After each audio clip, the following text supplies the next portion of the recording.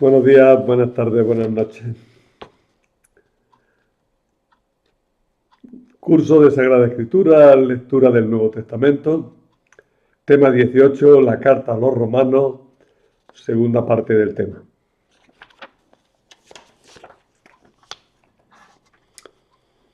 En esta segunda charla sobre la carta a los romanos, vamos a hacer una lectura cursiva del saludo y de la primera parte de la carta. Es decir, nos vamos a centrar en la parte doctrinal de la carta. El otro día hacíamos una presentación general del ambiente y de las circunstancias de la carta. Y en la charla siguiente veremos la parte moral y la despedida. No debemos de olvidar algo importante, y es que esta carta es uno de los documentos más importantes de la Biblia entera. Es un documento fundamental en la Biblia. Doctrinalmente, para el cristianismo, es fundamental. Está lo más importante de nuestra fe cristiana. A pesar de lo importante que es y de que merece una reflexión detenida, solo podemos aproximarnos con una pequeña guía para la lectura, que es lo que voy a intentar en esta charla. Os recuerdo el plan de la carta.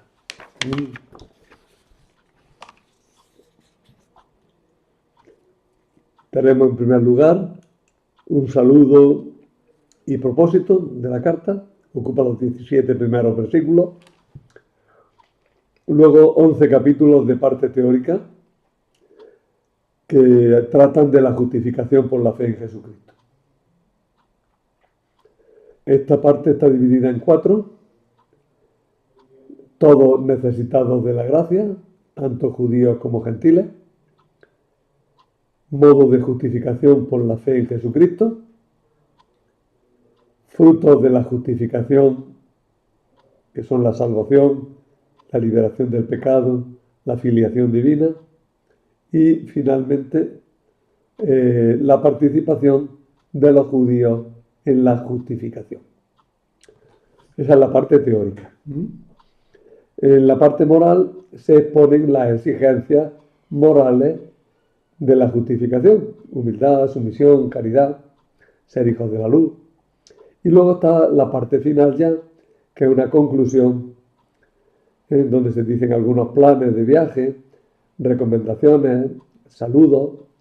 Ya discutíamos un poco el capítulo 16, pero bueno, volveremos sobre ello en la próxima clase.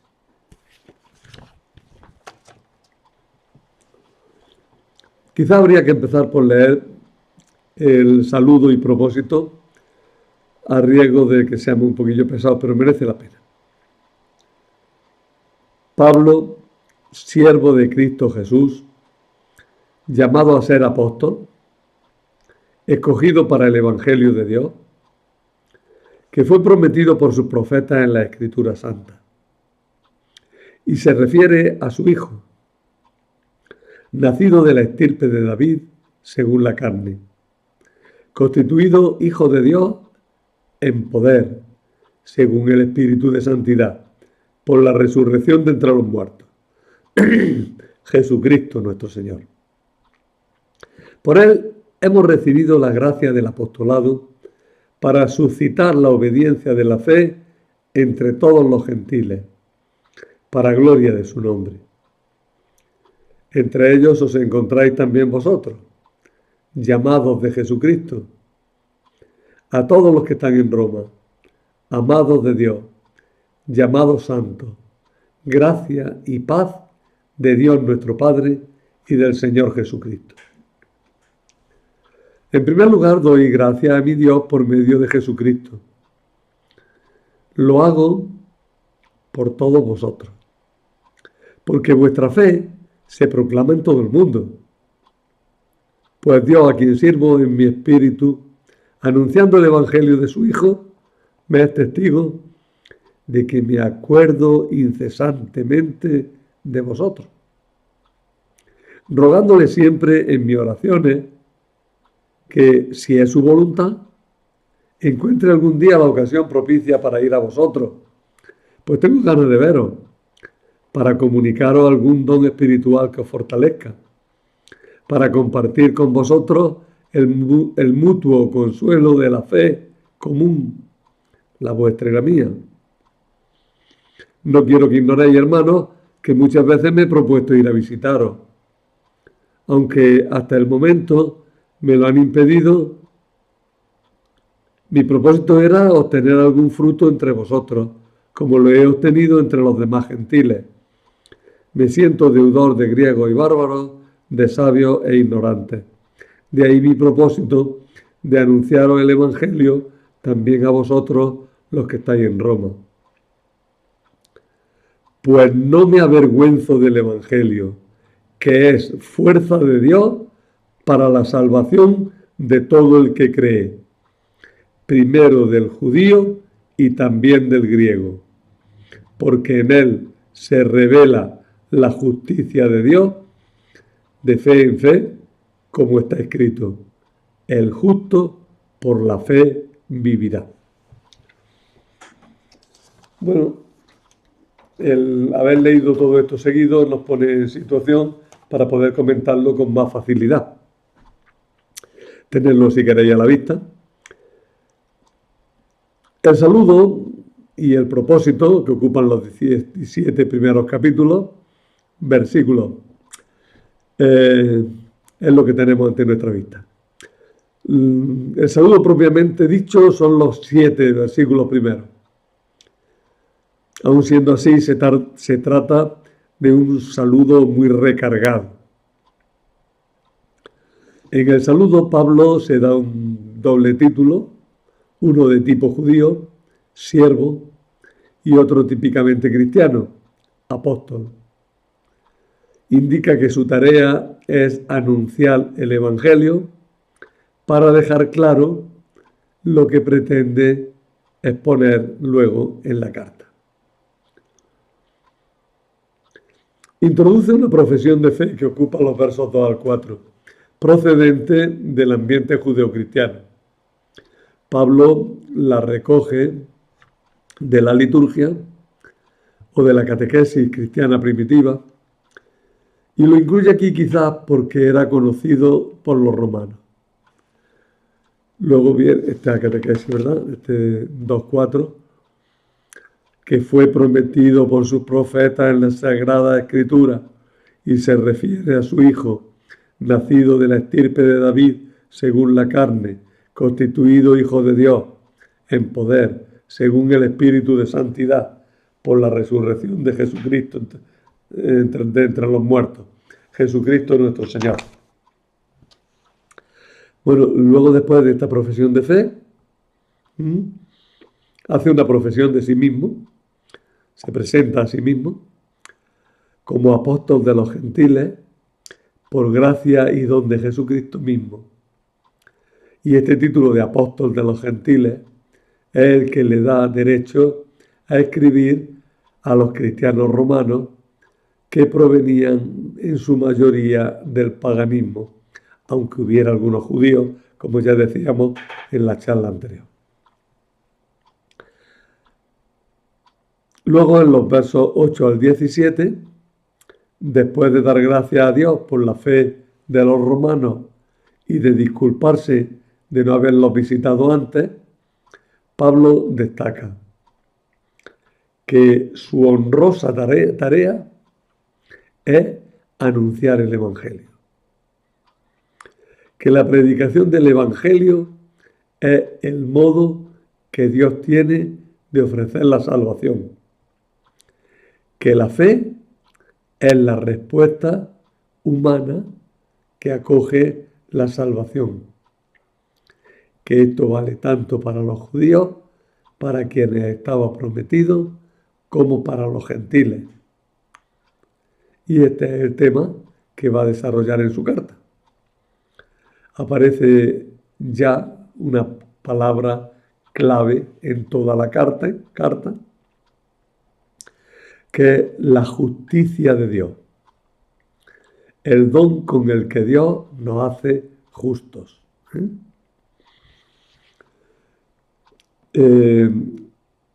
Ese tema de la justicia de Dios, es un tema fundamental en la carta a los romanos y en toda la historia del cristianismo, dicho sea de paso.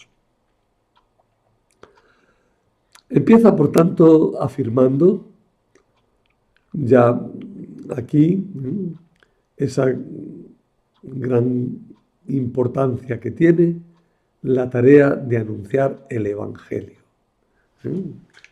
¿Qué entiende por el Evangelio? La buena noticia. ¿Qué buena noticia? Lo ha dicho en los versos 2-4, ¿no? Que es que Jesucristo es nuestro Salvador, es nuestro Señor.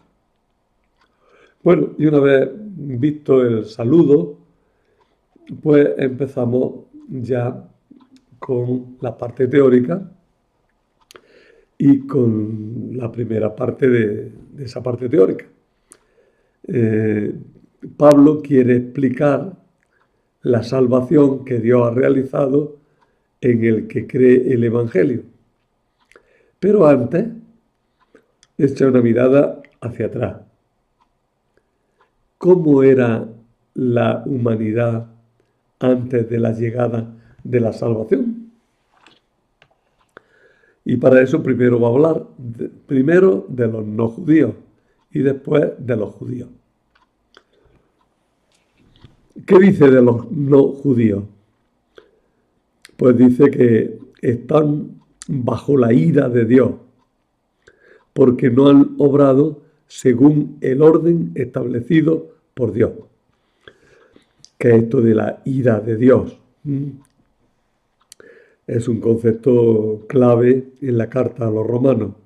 Es decir, es estar alejado de la salvación. Se expresa con esa frase fuerte de ira de Dios. Dios está muy enfadado. Pero bueno, lo que en realidad expresa es una cosa más sencilla, ¿no? Y es ese estar alejado de Dios. Estar necesitado de la salvación de Dios.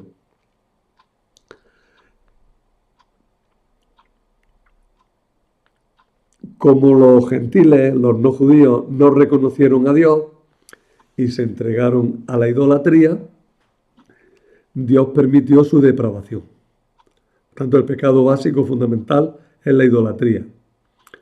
La dura postura de Pablo frente a la homosexualidad deriva de su idea previa de que es un desorden radical en las relaciones naturales de la persona. Como tal desorden deriva del pecado y causa el pecado. Habría que hacer una profundización en este concepto y en la situación concreta de lo que Pablo está diciendo. De hecho, en la iglesia actual, estos versículos hay que matizar mucho, no podemos hacerlo ahora, para entenderlos correctamente.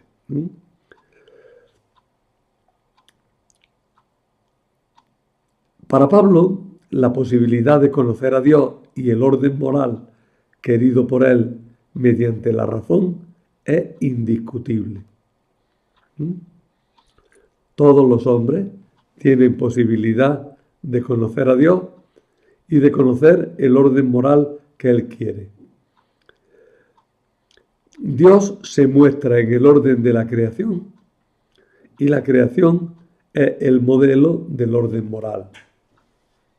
Entre pecado y cerrazón mental hay una auténtica espiral.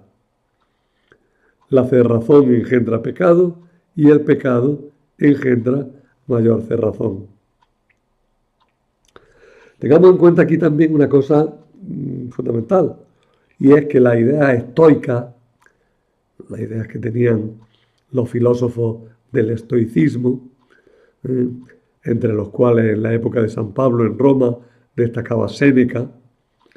Por cierto que se dice que se cuenta que Pablo mantuvo una correspondencia con Séneca.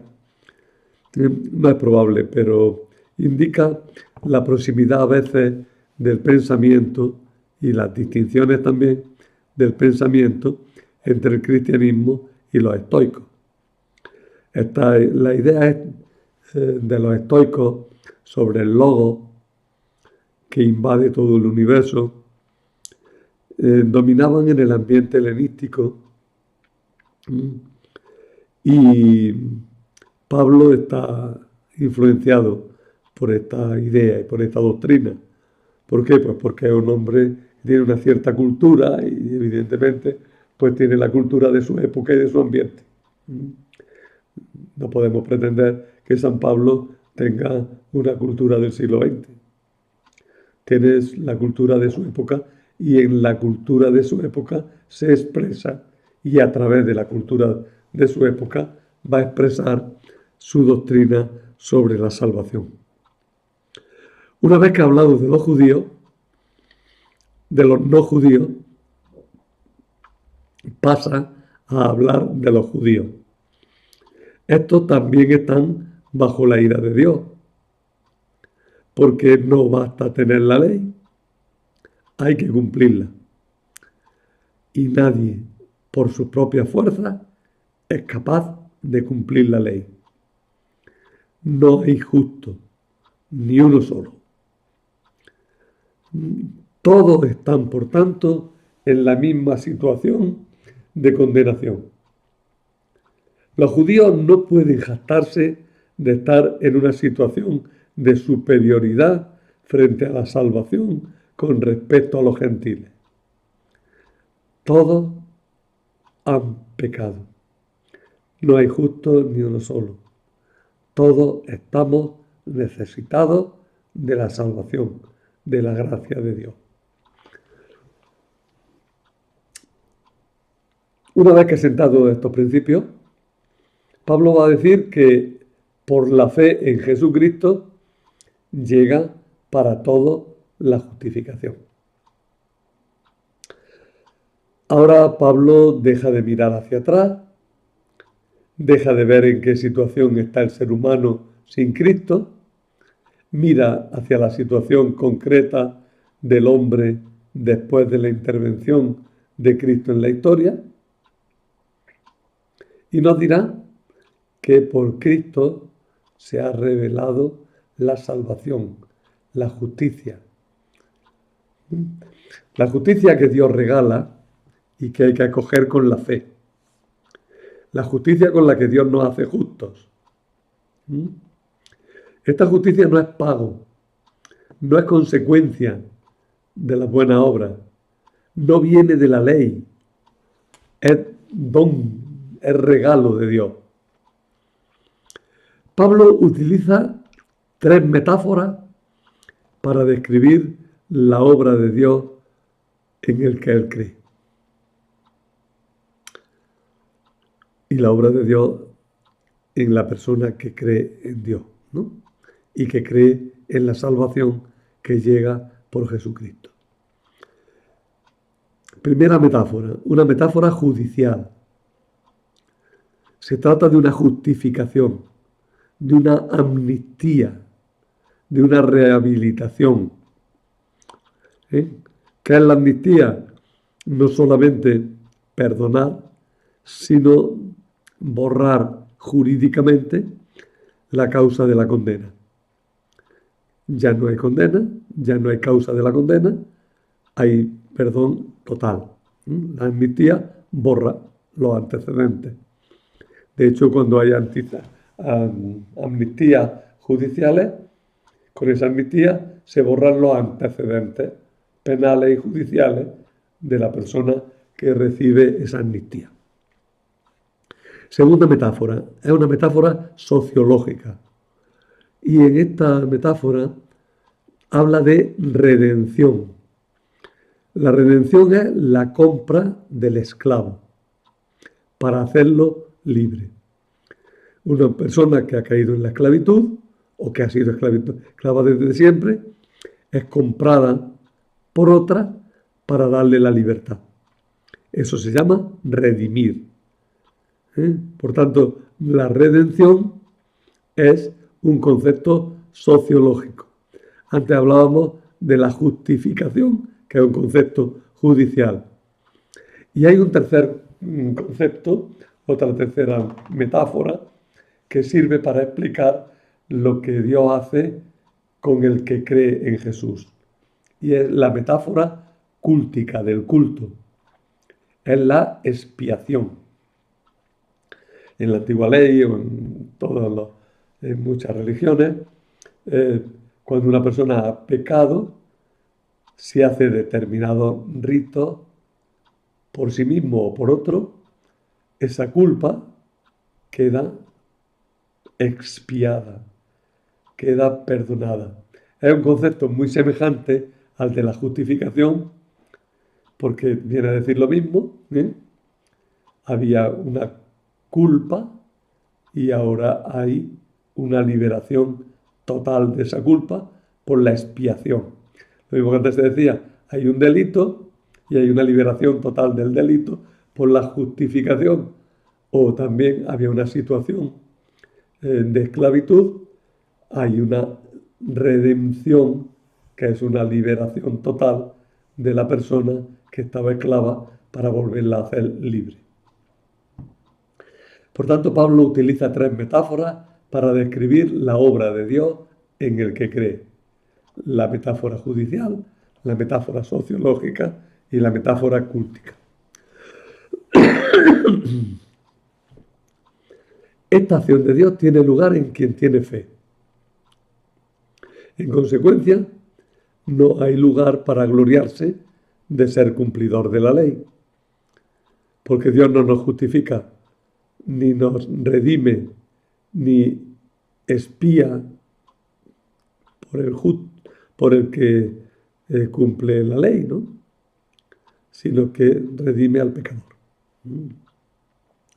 Pablo refuerza esta afirmación mediante una reflexión sobre lo que el Génesis dice sobre Abraham. Abraham recibió la justificación mediante la promesa que fue acogida en la fe. Esta promesa es anterior a la circuncisión y por tanto no depende de la ley. Lo que le sucedió a Abraham se consignó en la Sagrada Escritura, porque es anticipo de lo que pasa con nosotros, a quienes se nos justifica si creemos en Jesucristo, muerto y resucitado. Un tercer punto de toda esta parte es los frutos de la justificación, que son la salvación, la liberación del pecado, la filiación divina. Fijaros que va avanzando paso a paso. Estamos en una situación de lejanía de Dios, Dios quiere acercarse y salvarnos. Y por eso habla de justificación, redención y expiación. Y luego habla, como digo, vamos a hablar ahora de los frutos de esa acción de Dios. ¿Cuál es el fruto? La salvación, la liberación del pecado, la filiación divina. ¿Cómo es la vida del que ha recibido la salvación de Cristo acogiéndola por la fe? Pues nos va a decir que el cristiano está libre de la ira de Dios, está libre del pecado, está libre de la ley, está libre de la muerte. Y a cada cosa le dedica un capítulo. Capítulo 5, libres de la ira de Dios. Capítulo 6, libres del pecado. Capítulo 7, libres de la ley. Y capítulo 8, libres de la muerte. Libres de la ira de Dios. La persona justificada está en paz con Dios. Por eso hasta las dificultades son motivo de esperanza. La garantía de la esperanza es la sangre de Jesucristo, que salva hasta los que están en contra suya. Cristo ha salvado hasta a los que lo mataban. No podemos pensar en Dios como en alguien irritado. Al contrario, cuando éramos enemigos, la muerte de Cristo nos reconcilió con su amor. Aparece otra metáfora más, que es la de la reconciliación. Y esta temática, esta metáfora, está tomada de la vida familiar. Por eso afirma Pablo que nuestro orgullo no es cumplir la ley, sino tener un Padre como Dios.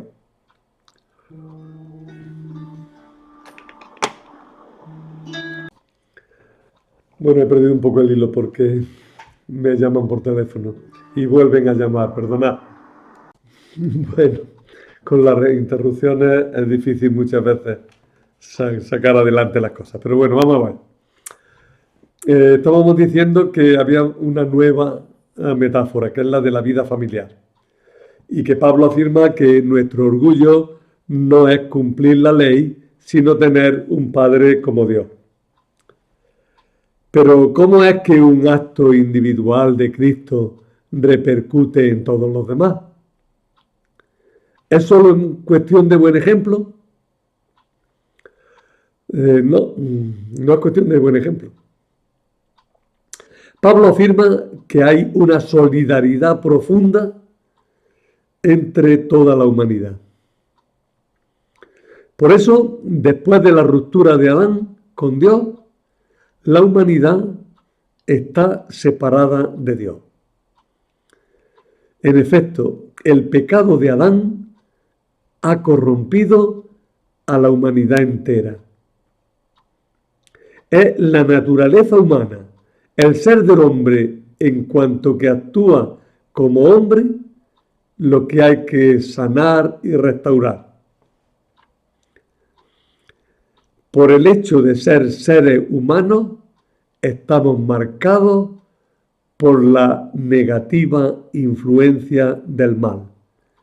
Es lo que en teología hemos dado en llamar el pecado original. ¿Qué es el pecado original? Según San Pablo, es la situación que tiene una persona por el hecho de ser humano, la situación que tiene de estar alejado de Dios. Por solidaridad con la especie humana, con la humanidad entera. De esa solidaridad, a esa solidaridad supone que tenemos el pecado. Y de ese pecado, o lejanía de Dios, es de lo que Dios nos libera por Jesucristo cuando tenemos fe en Él, y esa fe la expresamos en el bautismo. El pecado original, por tanto, depende de nuestro ser humanos. Aquí podríamos hacer una digresión que no la puede tener San Pablo, pero que sí la tenemos que ver nosotros. ¿Cómo se llega a ser persona humana? Pues por generación, nacemos de nuestros padres. Por tanto, el pecado original se ha visto ligado a la generación. Pero en realidad nos podemos preguntar, ¿y si a un hombre o a una mujer lo fabrican en un laboratorio, sin partir de otro hombre, sin partir del ser de otra persona?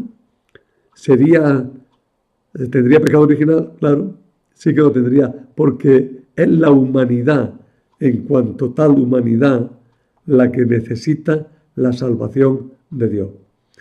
Todos, menos la Virgen María y el mismo Jesús, claro, estamos sujetos a ese pecado original, a esa lejanía de Dios. Pero Cristo es el nuevo principio de la humanidad, el nuevo Adán, el que realiza en sí el plan original de Dios con la humanidad. El hombre como Dios manda. Es una expresión que utilizamos y que a mí me gusta porque explica bastante bien algunas cosas de nuestra fe, ¿no? El ser humano como Dios manda es Cristo. Su persona humana repara nuestra naturaleza. Quien se une a Cristo por la fe que se sacramentaliza en el bautismo es ya una criatura nueva. Es también un ser como Dios manda. Además, la gracia que nos llega en Cristo supera los efectos del pecado y podemos vivir una vida en plenitud. El capítulo 5 decía, por tanto, libres de la ira de Dios. Ahora el capítulo 6 insiste en libres del pecado. Si la gracia es un don gratuito, ¿da lo mismo pecar que no pecar? Todo lo contrario. La gracia viene a destruir los efectos del pecado. Si volvemos al pecado, la gracia queda ineficaz. Si hemos muerto con Cristo, debemos vivir con Él. Pero es que estamos además libres de la ley. Aquí entiende Pablo la ley como el conjunto de preceptos codificados en el libro del Pentateuco, en los 5 libros del Pentateuco. La ley de Moisés.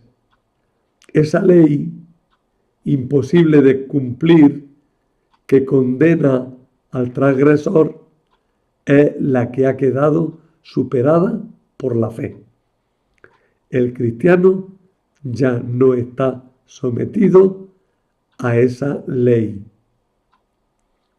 Y por tanto, si está libre de la ley y del pecado, también estamos libres de la muerte, que es la condena del pecado. Hemos recibido el Espíritu de Dios, y el que se deja llevar por el Espíritu de Dios vence a los malos instintos, vive la vida de Cristo. Si compartimos su sufrimiento y su muerte, no la condena de la muerte, por ahí tenemos que pasar. Viviremos su gloria. Fijaros, estamos en una situación nueva. Es verdad que por el pecado, tanto el pecado original como el pecado que hemos ido cometiendo a lo largo de los siglos, todos hemos estado sometidos a la ira de Dios, a lejanía de Dios. Estamos necesitados de salvación. Pero Cristo, gratuitamente, porque hemos creído en Él y nos hemos unido con Él, nos ha librado del pecado. Y ya no estamos sometidos a la ley antigua del Pentateuco, sino que estamos sometidos al Espíritu de Dios, que es el que nos mueve, que es el que nos lleva. Y por tanto, como tenemos el Espíritu de Dios, estamos libres de la muerte. La muerte ya no tiene poder sobre nosotros. Es verdad que tenemos que pasar por la condena de la muerte física, pero también se revelará, quedará claro, que estamos llamados a la vida inmortal, a la vida perfecta y total con Dios, la vida que supera la misma muerte física. Y aquí se presenta un nuevo problema. Bueno, todo esto ha venido para todos, pero ¿cómo participan los judíos en la justificación? Si todos están sometidos a una misma situación frente a la salvación, ¿qué importancia tiene pertenecer a Israel? Todas las promesas de Dios a su pueblo quedan reducidas a la nada. ¿No se puede entonces despreciar a Israel? Fijaros, Pablo es judío y dice, entonces, todo lo que Dios ha hecho por su pueblo es nada, no vale nada. todos estamos en la misma situación, es verdad, por la fe, pero ¿qué pasa con los judíos? ¿Es que Dios no cumple sus promesas? ¿Es que Dios es infiel a sus promesas? Y toda esta problemática en torno a los judíos es muy fuerte, muy honda y se presenta con mucha fuerza. Grandes santos del siglo XX que han sido judíos previamente, como fue Edith Stein, que murió en las cámaras de Gad, con el nombre de Santa Teresa Benedicta de la Cruz. Tiene reflexiones muy, muy interesantes sobre la situación en la que están los judíos. También el cardenal Lustiger, que ya hablaba de él en la clase anterior. Bueno, pero San Pablo ya había abordado el tema. Él era judío, vuelvo a insistir, y aborda el tema con fuerza. La postura de Pablo se apoya en dos pilares subjetivos. Él, por un lado, es judío. Segundo, él es apóstol de los gentiles, de los no judíos. Y entonces él tiene como un conflicto interior. Se ve entre judíos y gentiles y habla de su propia experiencia de la salvación. En Roma había un problema concreto de relación entre los judeocristianos y los paganos cristianos. ¿Cuál es la situación de cada grupo ante Dios? Desde el punto de vista de la salvación realizada, los dos están en la misma situación. ¿Supone eso que los judíos no convertidos quedan fuera de la salvación como pueblo ya para siempre? ¿Es Dios fiel a sus promesas a Israel? Pablo matiza mucho la reflexión, le da muchas vueltas, y dirá que Dios desde siempre ha elegido a quien ha querido. Lo primero que tiene que dejar Pablo claro es que Dios elige a quien quiere y porque quiere, y no tiene que dar explicaciones a nadie. No todos los descendientes de Abraham son pueblo de Dios. Tampoco los descendientes de Isaac son todos pueblo de Dios.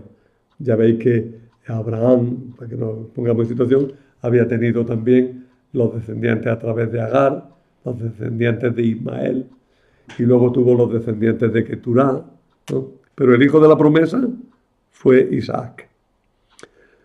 Pero Isaac tiene a Esaú y a Jacob, y solo los descendientes de Jacob serán el pueblo de Dios.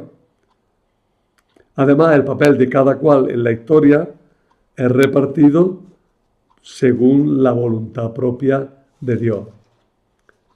Nadie tiene derecho a exigir nada de Dios. Además, en el plan de Dios, siempre ha entrado a coger en su pueblo a quienes no eran de su pueblo y permitir que parte de su pueblo deje de serlo. Él, por ejemplo, pues se puede acordar de Ruth, por ejemplo, ¿no? No era judía, pero fue admitida en el pueblo de Dios. No lo toca el tema de Naamán, pero Naamán no era del pueblo de Dios, pero entra en el pueblo de Dios. Es decir, siempre Dios ha acogido en su pueblo a quienes se convierten a Él, pero también ha permitido que parte del pueblo se distancien de Él. No todo Israel es Israel. El Israel, según la raza, ha rechazado la verdadera salvación porque ha preferido conseguir la salvación mediante la ley en vez de acoger la gracia. Es verdad que los israelitas quieren ser fieles a Dios, pero se han equivocado al no reconocer que Cristo es el fin de la ley en cuanto código de preceptos. Ahora hay judíos, Pablo es uno de ellos, que han creído. Son el resto de Israel, el eslabón de continuidad de la fidelidad de Dios a sus promesas, pero Dios no se olvida de Israel. Dios quiere a su pueblo siempre. Los dones de Dios son irrevocables. Dios quería darse a conocer a todos los pueblos mediante Israel. Si éste ha fallado, Dios no puede abandonarlo. Porque Dios quiere salvar a toda la humanidad. Pablo espera que el Israel no creyente será la envidia de los paganos y se convertirá. El tema de la envidia de los judíos es un tema fuerte. Ese tema de la envidia provoca que persigan a los cristianos, pero ese tema de la envidia provocará también, dice San Pablo, que se conviertan. Si los paganos encontraron espacio en la salvación a causa de la incredulidad de Israel, la conversión final de Israel como pueblo traerá una luz de gracia al mundo. La situación actual de Israel nos advierte que podemos cerrarnos a la salvación también nosotros y nos obliga a desear y a esperar la conversión de Israel. Pone una comparación con un olivo. Dice que los cristianos no deben mirar con superioridad a Israel, pues de Israel ha salido la salvación. Dice, del olivo se desgajaron muchas ramas, pero en el olivo han sido injertadas otras ramas. La rama injertada somos los que no éramos judíos y hemos creído. La rama desgajada son los que eran judíos y se apartaron. Pero el olivo sigue. Los cristianos tienen una tarea de cara a Israel: mostrar los frutos de aceptar los dones de Dios. Y los cristianos cumpliremos esa tarea si demostramos con nuestra actitud lo que es de verdad la Iglesia. Los razonamientos son un poco largos, un poco retorcidos, un poco complicados, porque es una herida que tiene y le da vueltas y más vueltas, ¿no? ¿Quiere Dios a los judíos o no los quiere, no? Claro que los quiere. Quiere a todos los hombres y a su pueblo. ¿No lo va a querer? Pues claro que lo quiere. Y le sigue ofreciendo la salvación. Claro que le sigue ofreciendo la salvación. Y su conversión será la gran alegría de Dios y la gran alegría de la humanidad. Por eso acaba con un himno de alabanza a los designios salvadores de Dios e insondables. Dos reflexiones sobre la ira de Dios y la justicia de Dios. Mirad, cuando se habla de la ira de Dios, no se trata del enfado de Dios, ni de su molestia frente al pecado, frente al pecador. La ira de Dios es la resistencia inflexible de Dios al mal, su oposición al mal en cualquier forma en que se presente. Lo que Pablo quiere decir es que en el mundo moral hay una secuencia ineludible entre pecado y destrucción. El que practica la justicia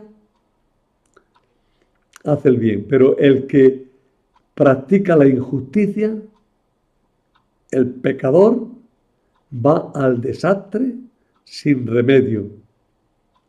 Eso es estar bajo la ira de Dios. Estar fuera del orden de salvación querido por Dios. Estar en el resbaladero que conduce a la perdición total.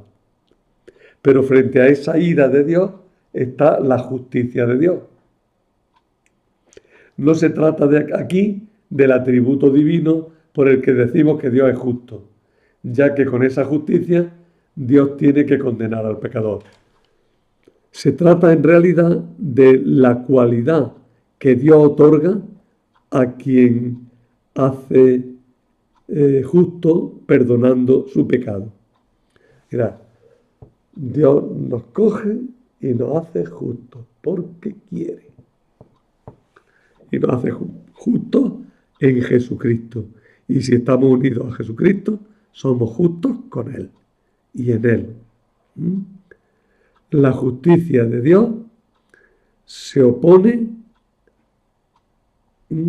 al pecado, se opone a la ira de Dios, vence a la ira de Dios. El hombre que por sus pecados va a la perdición, por el amor de Dios, acogido en la fe, reorienta su vida a la plenitud de Dios. Son conceptos que hay que tener cuidado con ellos, porque si no los entendemos bien, pues nos apartan. Quizás siendo muy simplón, pero a veces hay que serlo para entender. ¿Qué nos dice San Pablo? Mirad, que el pecado nos ha deformado, que el pecado nos empuja al pecado, que el pecado ha creado en el mundo una situación que nos aparta de Dios, que esa situación por nosotros mismos no tiene salida, que estamos por tanto como arrojados de la mano de Dios. Pero Dios no quiere dejar que nos escapemos de su mano, al contrario, quiere hacernos justos, quiere salvarnos, nos ofrece su salvación, nos da su salvación y nos la da entregándose en Jesucristo. Y el que se une a Jesucristo por la fe queda libre de aquella situación de pecado y entra en la situación de salvación. De la ira de Dios, la situación de pecado que nos destruye, pasamos a la justicia de Dios, que es la situación de salvación que hace personas nuevas unidas a Jesucristo. Eso es lo fundamental y lo que quiere expresar San Pablo. En la última página digo también algo sobre la ley en San Pablo, que es otro concepto, ya lo he insinuado, pero hay que hablar un poquitín más. La ley en San Pablo. Pablo fue educado en el amor a la ley de Dios, revelada mediante Moisés y contenida en la Sagrada Escritura. Esta ley no consiste solo en los preceptos, sino que es una enseñanza para la vida que incluye la revelación del plan de salvación de Dios para su pueblo. Pero esta concepción entró en conflicto con su convencimiento de que la salvación realizada por Cristo en la cruz no necesita de nada más para ser eficaz. Pablo dice, ¿lo que ha hecho Cristo en la cruz vale o no vale? Hombre, claro que vale. ¿Y es suficiente para salvar al hombre? Hombre, claro que es suficiente. Bueno, pues ya la ley no hace falta. Es que la ley es muy importante y tenemos que cumplirla, y si no, no estamos salvados. Entonces, ¿que la cruz del Señor es insuficiente? En su encuentro con Cristo, Pablo descubre que la salvación es un puro regalo de Dios. Un regalo que Dios ha manifestado y llevado a cabo en todo lo que ha hecho Cristo. Este regalo de Dios llega al que se abre por la fe en Cristo a recibir su Espíritu Santo. Por tanto, la salvación no aparece como consecuencia de la bondad del hombre que cumple los mandamientos con rigor y exactitud. Si fuera así, todos estarían condenados porque nadie puede cumplir la ley sin fallo alguno. Entonces, ¿para qué sirvió la ley? Para demostrar que somos pecadores. Para llevarnos a Cristo, que con su entrega nos ha obtenido nuestra salvación. Entonces los cristianos somos amorales, es decir, los cristianos ¿Tenemos que prescindir de cualquier ética, de cualquier moralidad? No. El cristiano, al recibir la salvación, recibe la nueva ley escrita en su corazón por el Espíritu Santo. Una nueva ley que cambia totalmente nuestro ser.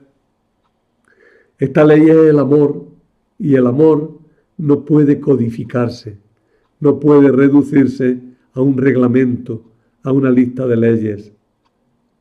El amor, además, es la plenitud de la ley antigua, el punto hacia donde se enfoca toda la ley antigua. Así, la ley, en cuanto a preceptos concretos, queda abolida por inútil, pero la ley, en cuanto a plan salvador de Dios, llega a su plenitud. Así se soluciona el conflicto entre la ley y la gracia. No estamos sometidos a la ley, sino al Espíritu. Y no nos salvamos por ser buenos, sino que podemos ser buenos porque estamos salvados. Y la salvación ha llegado a nosotros por la fe en Jesús. Si después de ser justificados volvemos al pecado, de nada ha servido todo lo que Dios ha hecho por nosotros. Pero en definitiva, tiene que quedar claro que la fuente última de la salvación no es la ley, sino Cristo y su entrega por nosotros en la cruz. Bueno, también tenemos un himno muy bonito que lo tenéis ahí en los apuntes y que lo dejo para aquellas tardes. Lo dejo para que lo leáis por vuestra cuenta. Es fundamental, ¿eh? Si Dios está con nosotros, ¿quién estará contra nosotros? Ese es lo fundamental. Dios está de nuestra parte y quiere nuestra salvación. Nada.